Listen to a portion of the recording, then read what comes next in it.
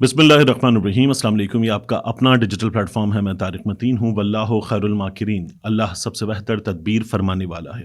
उसकी तदबीर तमाम तदाबीर की इमाम है और इंशाअल्लाह वही बचाएगा मेरे देश को बलाओं से, जो बारिश में शजर से घोंसले गिरने नहीं देता। तो आज 8 फरवरी है, इलेक्शन का दिन है। इस दिन का बड़ा इंतज़ार था पाकिस्तान में, ये दिन आ गया है। सबसे पहले तो याद रखिए कि आप सब अर्ली ये वीडियो देख रहे हैं। पहला पैगाम आपसे हाथ जोड़कर ऐसे कि अर्लीस्ट निकलिए, जल्द से जल्द जाइए, वोट डालिए। न सिर्फ ये कि खुद वोट डालिए, घर के लोगों को वोट डालने लेकर जाइए। जिस जिसका वोट बना है वोट डलवाइए उससे। साहिब इस्तिताअत हैं आप, आपके मुताल्लिकीन हैं, मुलाजमीन हैं, उनको भी वोट डलवाइए। कोई ऐसा है जो वोट डालने खुद नहीं जा सकता, उसको लेकर जाइए, वोट डलवाइए। ये काम आपका क़ौमी फरीज़ा है, ये काम आपको करना है। ये इलेक्शन पाकिस्तान में जो हो रहा है, ये आपको मौका दे रहा है कि आप अपनी मर्जी का फैसला करें। मालिक आप हैं इस मुल्क के, अपनी मर्जी के, अपने फैसलों के मालिक व मुख्तार आप हैं। ये फैसला आपको करना है, कोई और नहीं कर सकता। ये फैसला आपकी जगह कोई और ये फैसला करेगा तो ये गैर आईनी है, गैर कानूनी है। ये फैसला आपको करना है, कोई आपको ये फैसला करने से नहीं रोक सकता। वैसे भी जिन हालात में ये फैसला हो रहा है, उन हालात में हमारे सामने जो हुकूमतें हैं वो गैर आईनी हैं, गैर कानूनी हैं, नाजायज़ हैं, ज़ायदुल मियाद हैं, काबिज़ हैं। ये हुकूमतें नहीं हो सकती थी, लेकिन एक शख्स के खिलाफ सारा सिस्टम हो गया और उस एक शख्स का रास्ता रोकने के लिए 2 सूबों में जो असेंबलियां तहलील हुई थी, उसका रास्ता पूरे सिस्टम ने मिलकर रोका। और फिर उसके बाद पूरे मुल्क में इंतखाबात कराने की बात की गई, उसका भी रास्ता रोका गया। और फिर बिल आखिर ये इंतखाबात होने ही जा रहे हैं। जब ये इंतखाबात होने जा रहे हैं तो मुझे इफ्तिखार आरिफ साहब की बात याद आती है। उन्होंने कहा था, जाहो जलाल दामो दरम और कितनी देर, रेगे नवां पे नक्श कदम और कितनी देर, अब और कितनी देर ये वहशत, ये डर, ये खौफ, गर्दो गुबार अहद सितम और कितनी देर, हल्का बगोशों अर्ज गुजारों के दरमियान, ये तमकिनत, ये ज़ोम करम और कितनी देर, शाम आ गई है डूबता सूरज बताएगा, तुम और कितनी देर हो, हम और कितनी देर। तो आपको अपनी मर्जी का फैसला करना है। फ्री, फेयर, ट्रांसपेरेंट इलेक्शन के नतीजे में यह आपका हक है। ये आपको हक दिया जाए, ये रियासत का फ़र्ज़ है और ये आपसे कोई हक छीन नहीं सकता। ये कानूनी पोजीशन है, ये आईनी पोजीशन है। ज़मीनी हकीकत क्या है, इसको बदलना भी आपका काम है। जाइए, वोट डालिए, इंशाअल्लाह अल्लाह ताला बेहतर करेगा। कुछ नहीं हो सकता, तो आप अपना हक इस्तेमाल करें, ये आप पर फ़र्ज़ है। अगर आप हक इस्तेमाल नहीं करते तो फिर आप शिकायत भी नहीं कर सकते। किन हालात में ये इलेक्शन हो रहे हैं, मैंने आपसे अर्ज़ किया कि पाकिस्तान की सबसे बड़ी सियासी जमात से उसका इंतखाबी निशान छीन कर उसको इंतखाबात में फेंका गया है और पाकिस्तान का सबसे मकबूल लीडर जेल में है। जिस तरह के केसेस की बुनियाद पर जेल में है, उस पर दुनिया हंस रही है। पाकिस्तान का कोई भी माहिर कानून बता रहा है कि अगली अदालतों में ये टिक नहीं सकेंगे। गो कि इस पर मैं मुकम्मल इत्तेफाक नहीं करता, क्योंकि जिन हालात में ये सब कुछ हो रहा है, उन हालात में मुझे ये दावा कि अगली अदालतों में टिक नहीं सकता, ये दावा इतना भरपूर नजर नहीं आता। लेकिन बहरहाल, अब इमरान खान साहब पर 8 मई के दिन, जब आप 8 फरवरी के दिन, माफ कीजिएगा, जब आप ये वोट डालने जा रहे हैं, तो याद रखिएगा कि इमरान खान साहब पर मुल्क में जो ताकतवर हैं उनकी जानिब से 3 इल्जामात लगाए जाते हैं, खास तौर पर इमरान खान साहब पर। एक इल्जाम यह कि उन्होंने मुल्क में नफरत की सियासत की है। लोगों की, खास तौर पर नौजवानों की रगों में नफरत का जहर इमरान खान ने भर दिया है। दूसरा इल्जाम यह है कि इमरान खान ने लोगों को और खास तौर पर नौजवानों को गुमराह किया है, गाली गलोच सिखाई है, बदतमीज बनाया है। तीसरा इल्जाम इमरान खान पर यह है कि उन्होंने इदारों के खिलाफ कर दिया है लोगों को। ये इमरान खान पर इल्जाम है, यानी एक तो नफरत, सियासी नफरत, और एक इदारों के खिलाफ नफरत। तो अब इन तीनों इल्जामात की बात कर लेते हैं। इमरान खान साहब अरसे से सियासत में थे, लेकिन 2011 यहां से इमरान खान साहब पॉपुलैरिटी पर ऊपर आए और पीक पर आ गए। तो इमरान खान साहब जब पीक पर आ गए, उन दिनों में क्या हो रहा था? पूरे मुल्क में धमाके हो रहे थे, बदअमनी थी, बदअमनी के वाकयात थे, फायरिंग थी, जगह जगह जान से जा रहे थे लोग। ये पूरे मुल्क में हो रहा था। खास तौर पर पाकिस्तान के सबसे बड़े शहर में रोजाना कभी 30, कभी 40, कभी 35, कभी 25, कभी कठी पहाड़ी, कभी लांडी, कभी कैदाबाद, कभी शीनी जना कॉलोनी, दीगर इलाके, पूरा शहर गुलशन इकबाल, مسلسل واقعات ہو رہے تھے بدامنی کے، بوری بند لاشیں مل رہی تھیں، کبھی کسی کو اے ٹی ایم سے پیسے نکالتے ہوئے لوٹ لیا جاتا تھا، موبائل فون چھینتے ہوئے لوٹ لیا جاتا تھا، گولی مار دی جاتی تھی، عورتوں سے ان کے زیور وغیرہ چھین لیے جاتے تھے، گولی مار دی جاتی تھی. اور شہر میں ہمیں نظر آتا تھا کہ شاہی سید کا ایک گروپ ہے، اس وقت الطاف حسین والی متحدہ شہر میں ایکٹیو تھی، تو ان کا ایک گروپ ہے. شہر میں جو اس وقت کے وزیر داخلہ تھے ان کا ایک گروپ تھا، ذوالفقار مرزا، وہ کہتے تھے میں نے لائسنس دیے ہیں، ایسے ہی نہیں دیے. تو وہاں لیاری میں گینگ وار چل رہی تھی. لسانی بنیادوں پر ہم نے شہر میں لڑائیاں دیکھی تھیں اور لوگ ایک دوسرے کی جان لے رہے تھے. ہزاروں لوگ مارے گئے اس عرصے میں، اور کہا جاتا ہے کہ نفرت کی سیاست پاکستان میں عمران خان نے کی ہے.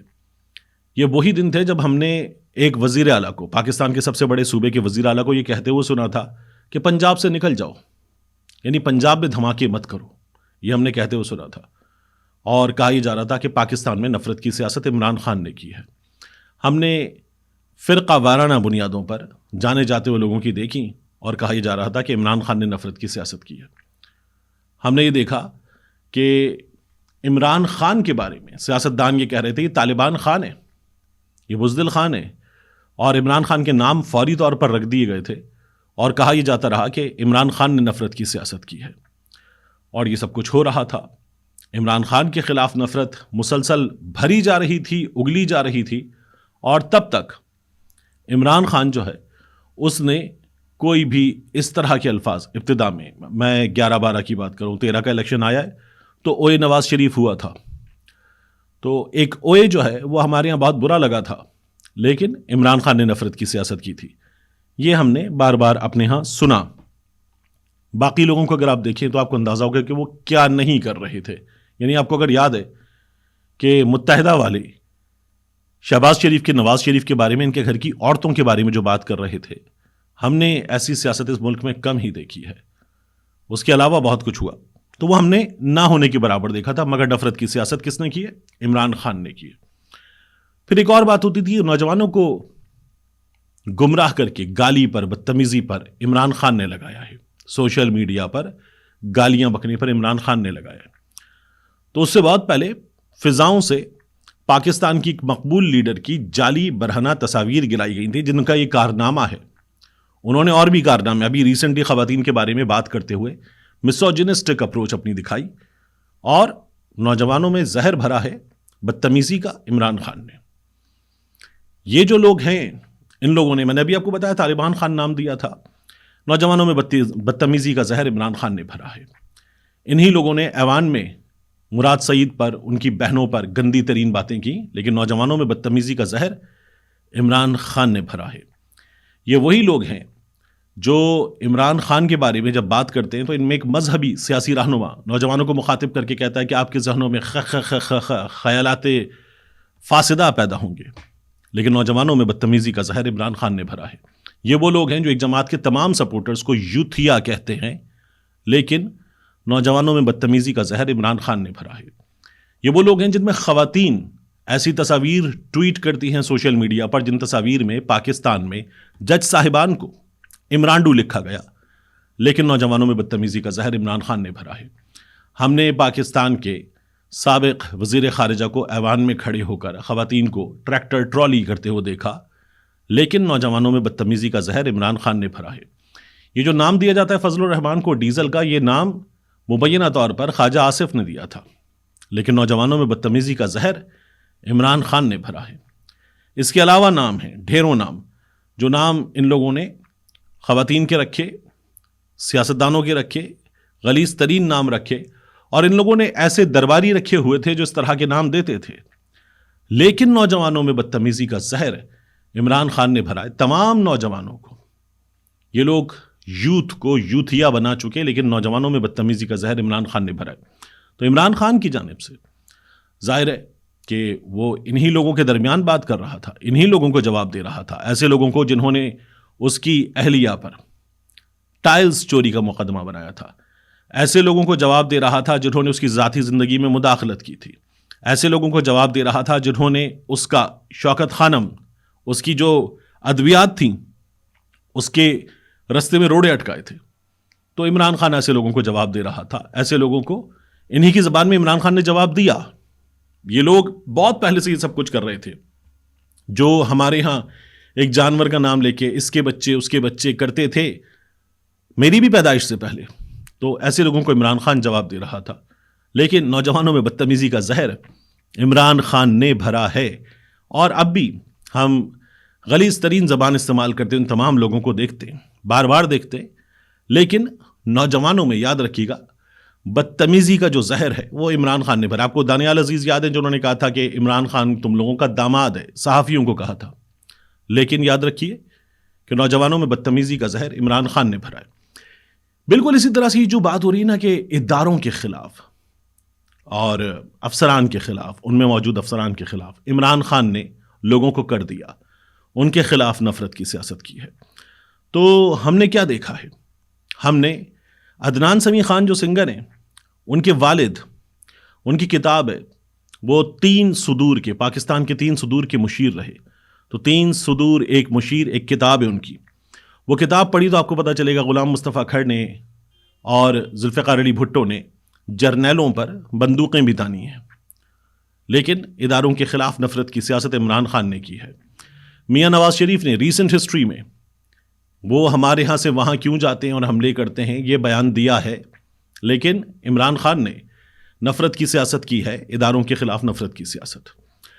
ہم نے انہی لوگوں کو دیکھا، یہ کلبھوشن کے حوالے سے جو بات کرتے ہیں اس کو بھارت استعمال کرتا ہے عالمی عدالت انصاف میں، لیکن اداروں کے خلاف نفرت کی سیاست عمران خان نے کی ہے. میاں نواز شریف کا بڑا مشہور انٹرویو ہے جب وہ فوجی ٹولہ کہتے ہیں، لیکن اداروں کے خلاف نفرت کی سیاست عمران خان نے کی ہے. یہ جو دہشت گردی ہے اس کے پیچھے مریم نواز شریف نعرے لگواتی ہے، لیکن عمران خان نے اداروں کے خلاف نفرت کی سیاست کی ہے. اسی طرح سے آپ دیکھیے کہ یہ جو بڈھے جرنیل والے الفاظ ہیں فضل الرحمان نے ادا کیے ہیں، یہ ادا کیے ہیں اور بار بار کیے اس طرح کے الفاظ، اور اداروں کے خلاف نفرت کی سیاست جو ہے وہ عمران خان نے کی ہے. تو یہ تمام لوگ یہ تمام کام انجام دے چکے، یہ اینٹ سے اینٹ بجانے کی بات کر چکے، لیکن اداروں کے خلاف نفرت کی سیاست عمران خان نے کی ہے. عمران خان نے کی بات میر جعفر والی، میر صادق والی بات کی عمران خان نے. عمران خان نے ایسی باتیں کی کہ جن کی بنیاد پر عمران خان سے لوگ ناراض ہوئے ہیں، اور عمران خان کو ان باتوں کا جواب دینا چاہیے. لیکن اگر صرف عمران خان کو ذمہ دار قرار دیا جائے گا تو پھر یہ جو لوگ ہیں جو آج کل اس طاقت کے ساتھ بات کرتے ہیں، اس طاقت کے ساتھ، تو وہ لوگ ایک ایک کلپ اپنی ہتھیلی پر لے کر گھوم رہے ہیں.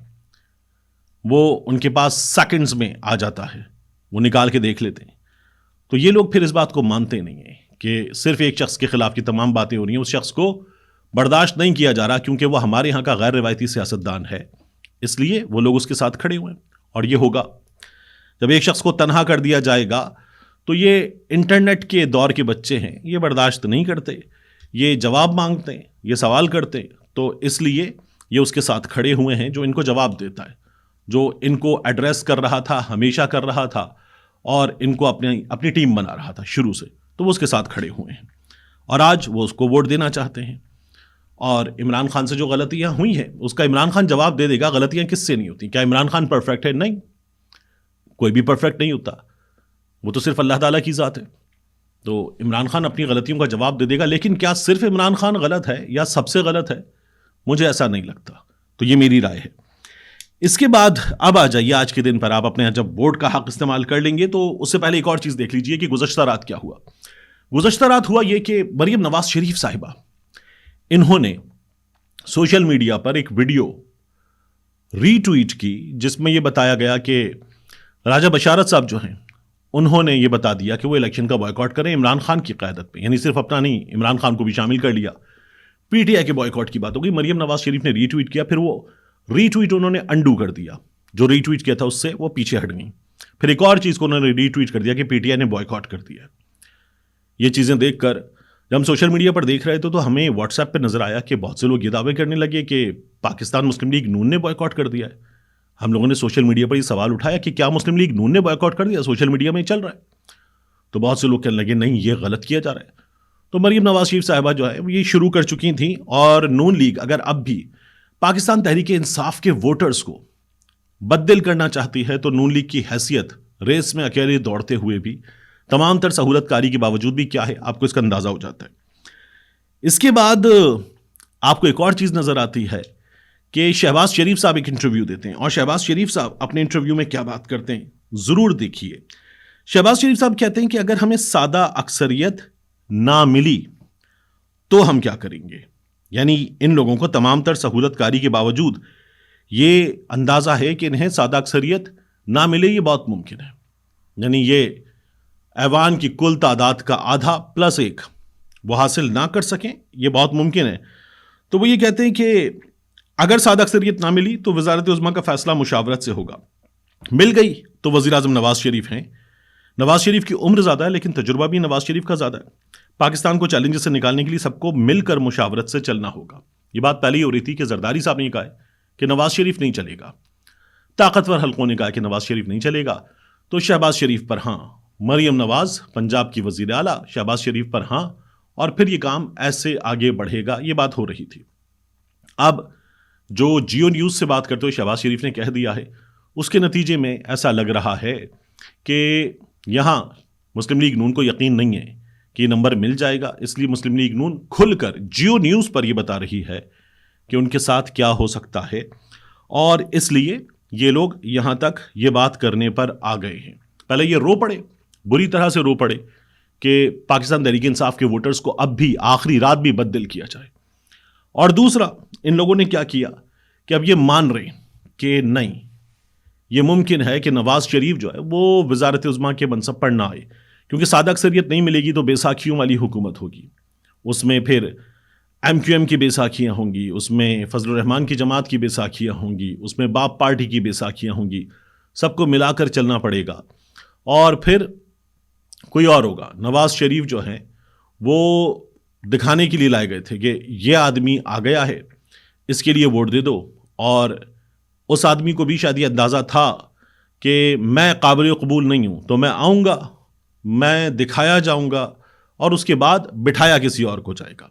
یہ بھی ممکن ہے، اور یہ بھی ممکن ہے کہ میاں نواز شریف اگر منصب پہ بٹھا دیے جائیں تو فیصل واؤڈا جہاں سے وہ بات کرتے ہیں، جس معلومات کی بنیاد پہ وہ بات کرتے ہیں، وہ یہ کہتے ہیں کہ پھر یہ حکومت 18-20 مہینے چلے گی۔ یہی بات اس خاکسار نے بھی آپ سے کی تھی، اور میں نے ایک ملاقات کی بنیاد پہ کی تھی جو مجھے ایک سندھ کی اہم سیاسی شخصیت نے بتائی تھی، اور یہی بات جو ہے وہ سہیل وڑائچ صاحب نون لیگ کے انسائیڈر ہیں، وہ بھی اپنے کالمز میں لکھ چکے ہیں۔ لیکن ان تمام فیکٹرز میں آپ کو مائنس کر دیا گیا ہے۔ آج آپ کا دن ہے تو آپ جائیے، ووٹ کیجئے۔ آپ 60% سے زیادہ، 65% سے زیادہ ووٹ کر گئے تو پھر یہ دن آپ کا ہے، ہر دن آپ کا ہے، یہ فیصلہ آپ کا ہے، اور آپ کا فیصلہ چلے گا۔ آپ کو 12 کروڑ 80 لاکھ اگر تعداد ہے تو اس میں سے 7 کروڑ کی تعداد میں پورے ملک میں ووٹ ڈالنا ہے، اور ووٹ ڈالنے کے بعد وہاں پر رکنا ہے۔ 8300 پر آخری بار میسج بھیجیے، میسج بھیج کر اپنا حلقہ فائنلی چیک کیجئے، اللہ کا نام لیجئے، بسم اللہ کیجئے۔ اللہ آپ کا حامی و ناصر ہو، اللہ پاکستان کے حق میں بہتر فرمائے، آمین۔